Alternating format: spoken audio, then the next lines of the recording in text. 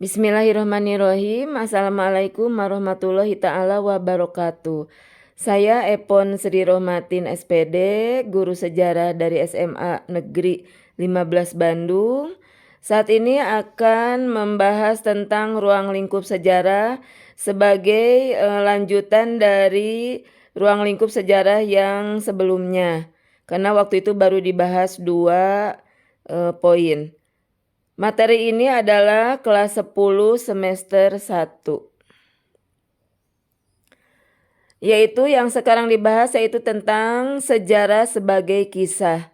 Sejarah sebagai sebuah kisah atau cerita mengacu pada penulisan fakta sejarah oleh orang-orang yang telah memperoleh atau mengumpulkan ide penulisan melalui bahan-bahan sejarah yang telah ada.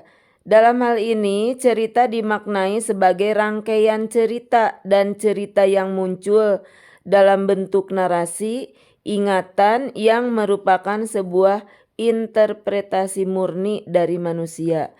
Cerita sejarah dapat diceritakan secara implisit, secara lisan atau tertulis. Ciri-ciri sejarah sebagai kisah, bentuk narasi ingatan yang merupakan sebuah interpretasi murni dari manusia. Cerita pasti memiliki sudut pandang masing-masing sesuai siapa yang menulisnya. Contoh sejarah sebagai kisah, misalkan penjajahan Jepang di Indonesia. Bisa jadi sudut pandang Indonesia adalah sebagai negara yang dijajah dan dikenakan kerja paksa seperti Romusa, tetapi bagi Jepang ceritanya akan memiliki sudut pandang yang berbeda. Kemudian sejarah sebagai seni. Memahami sejarah sebagai seni hampir sama dengan memahami sejarah sebagai sebuah cerita atau kisah.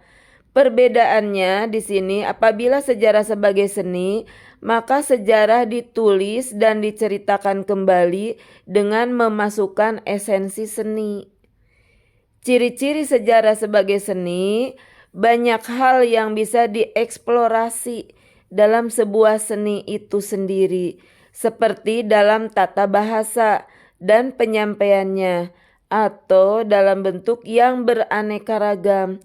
Misalnya bisa dibawakan dalam bentuk puisi, drama, musik, atau lukisan yang bernilai estetis yang tinggi dan bisa dinikmati oleh siapa saja.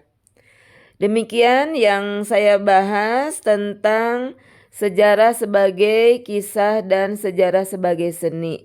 Semoga bermanfaat. Wassalamualaikum warahmatullahi ta'ala wabarakatuh.